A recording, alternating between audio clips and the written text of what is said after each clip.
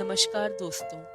एक ज़बरदस्त खबर है। जिस शो ने एक दौर में हर घर का हिस्सा बनकर हमारे दिलों पर राज किया था, क्योंकि सास भी कभी बहू थी, अब लौट रहा है अपने सीजन 2 के साथ। जी हाँ, एक बार फिर वही रिश्ते, फिर वही भावनाएं और वही वीरानी परिवार फिर से हमारे टीवी स्क्रीन पर वापस आ रहा है। और ध्यान से सुनिए, सीजन 2 की शुरुआत हो रही है 3 जुलाई 2025 से हर रात 10:30 बजे सिर्फ स्टार प्लस पर। मतलब ठीक 25 साल बाद वही कहानी नए अंदाज में फिर से जिंदा होने जा रही है। तो आज इस वीडियो में मैं आपको बताने जा रही हूँ, क्योंकि सास भी कभी बहू थी सीजन 1 की पूरी कहानी, वो भी आसान भाषा में, ताकि जब सीजन 2 शुरू हो तो आप पूरी तरह तैयार रहें। कहानी शुरू होती है मुंबई के समृद्ध और पारंपरिक वीरानी परिवार से, जो अपने शानदार घर शांति निकेतन में रहते हैं।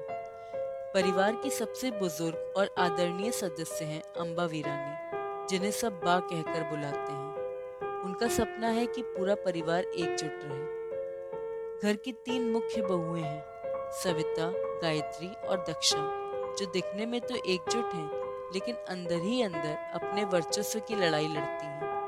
सविता का बेटा मिहिर वीरानी घर का संस्कारी, जिम्मेदार और होशियार वारिस होता है। सविता चाहती है कि मिहिर की शादी एक अमीर और घमंडी लड़की पायल से हो, लेकिन मिहिर को प्यार हो जाता है एक सीधे साधे पंडित की बेटी तुलसी से। परिवार के विरोध के बावजूद मिहिर और तुलसी शादी कर लेते हैं। तुलसी को शुरू में परिवार अपनाने से हिचकिचाता है, लेकिन धीरे धीरे वह अपनी सादगी, धैर्य और समझदारी से सभी का दिल जीत लेती है, यहाँ तक कि सास सविता का भी।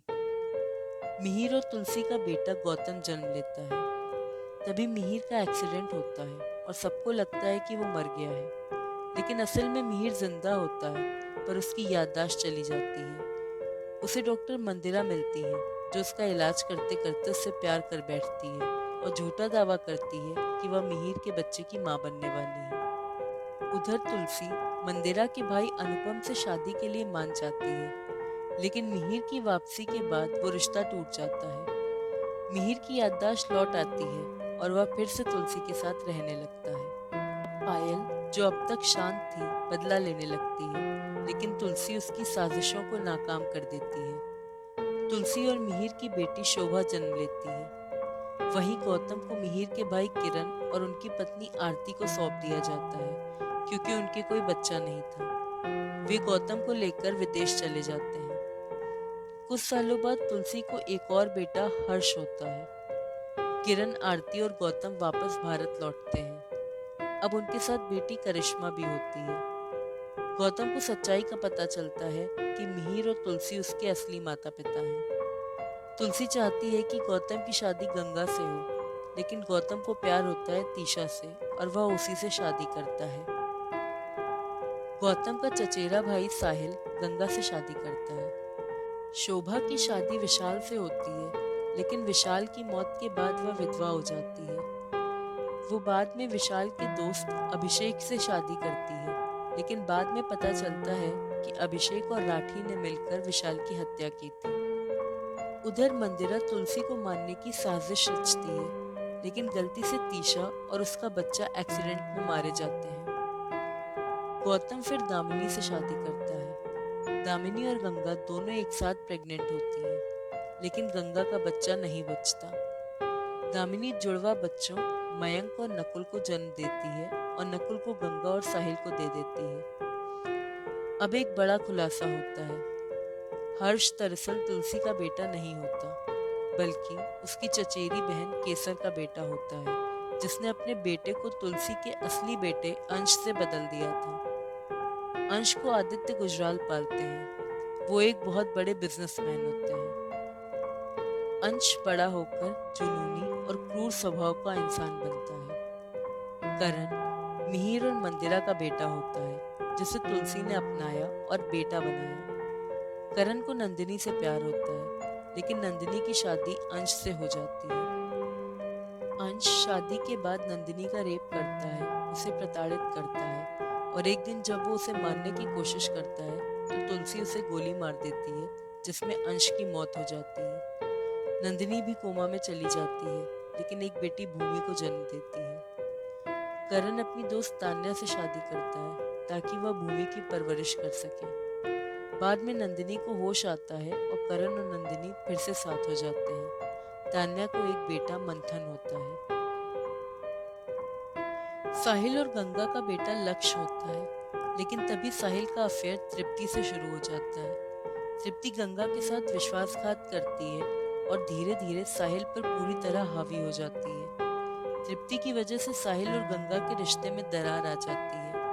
बाद में जब सच सामने आता है तो साहिल को अपनी गलती का एहसास होता है और वह तृप्ति को छोड़कर दोबारा गंगा से शादी करता है। गौतम और दामिनी अंश और उसकी पहली पत्नी श्रद्धा के बेटे एकलव्य को गोद लेते हैं। वहीं करण और नंदिनी का बेटा खो जाता है।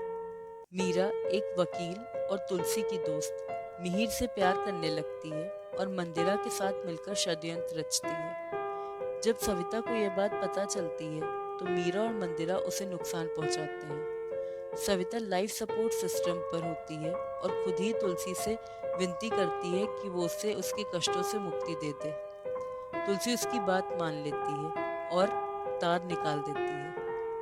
मीरा ये बात मिहिर को इस तरह बताती है कि तुलसी ने सविता की हत्या की है। मिहिर तुलसी को घर से निकाल देता है। रास्ते में तुलसी की बस का एक्सीडेंट हो जाता है और सबको लगता है कि तुलसी मर गई। मिहिर इस अपराध बोध में शराब के नशे में डूब जाता है, लेकिन तुलसी जिंदा थी और वो हरिद्वार चली जाती है और वहाँ एक अनाथ बच्ची को गोद लेती है जिसका नाम होता है कृष्णा तुलसी। कहानी में 18 साल का लीप आता है।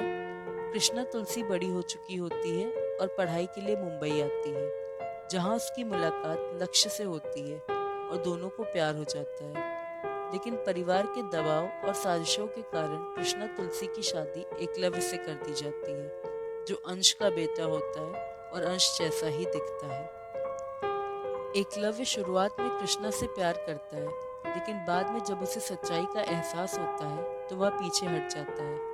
अंततः लक्ष्य और कृष्णा तुलसी एक हो जाते हैं। नंदिनी एक दिन आदित्य गुजराल को गोली मार देती है क्योंकि वो भूमि को किडनैप कर लेता है और इसके लिए उसे 14 साल की सजा हो जाती है। करण तान्या से दोबारा शादी करता है, पर बाद में करण और तान्या का तलाक हो जाता है और करण फिर से नंदिनी से शादी करता है।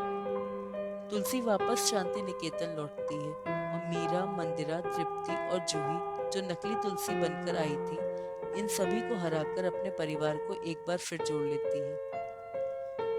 स्टोरी के आखिरी एपिसोड में बा की डेथ हो जाती है। वो अपनी वसीयत एक अनजान नाम पर कर जाती है, जिससे सभी चौंक जाते हैं। तब तुलसी की पुरानी दोस्त पार्वती अग्रवाल, जो कहानी घर घर की सीरियल की लीड भी हैं, आती हैं और बताती हैं कि उसने पार्थ, जो कि करण और नंदिनी का खोया हुआ बेटा है, उसको पाला है। पार्थ की वापसी होती है। मयंक, जो मानसिक रोगी था, अब पूरी तरह ठीक हो जाता है और दामिनी बहुत खुश होती है। अंत में जब मंदिरा फिर एक बार मिहिर को मारने की साजिश रचती है, तो वीरानी परिवार पहले से ज्यादा मजबूत होकर उसे हरा देता है और शांति निकेतन में फिर से प्रेम, विश्वास और एकता की जीत होती है। और इस तरह खत्म होती है क्योंकि सास भी कभी बहू थी की लंबी, दिल छू लेने वाली कहानी।